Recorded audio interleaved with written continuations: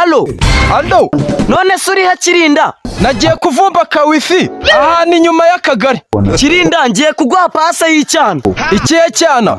Mushiki wanjye. Ariko muzajya mumemba miliyoni ku kwezi. Ubwo sura mukobwa ni mubi. Ahubwo vuga uti irangagi ni nziza. Kuko ushobora kuvuga ngo uriya mukobwa ni mwiza bakagira ngo ni umuntu. Kuba mubiho ni mubi kuko n'Imana yo mu ijuru irabizi. Uzi ko wagira ngo Imana yamuremye kugira ngo tumwifashishe nk'urugero rwa Satani hano ku isi. Kuko bibaye ngombwa ko Yesu agaruka hano ku isi bakamumwereka, yamwihakana akavuga ngo data ntiyigeze arema ikintu nk'iki.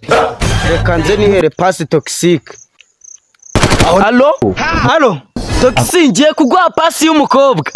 Abatari mushiki wawe Niwe ukarajya yiwanyu ntago nayemera.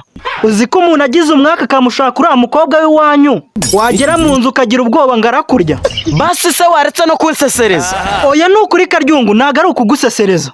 Uzi ko uriya mukobwa w'iwanyu muzarinda gushaka umusore akamubaterera inda ubundi mukamuha amafaranga. Ariko uriya mwaragira umuco. Genda wagishukanyiwe uragira ngo azanyirire. Ahubwo Karyungu reka nkwibariza akabazo gato. Uramwemeye?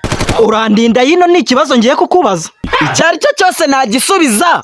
Ariko uriya mukobwa ukamudukurira mu rugo. Nkamushyira he? Urandinda yino wa gasore we. Icyo nashakaga kukubaza, ese Karyungu uriya mukobwa w'iwanyu yisiga amavuta nk'abandi bakobwa? Cyane rwose yisiga rukotori.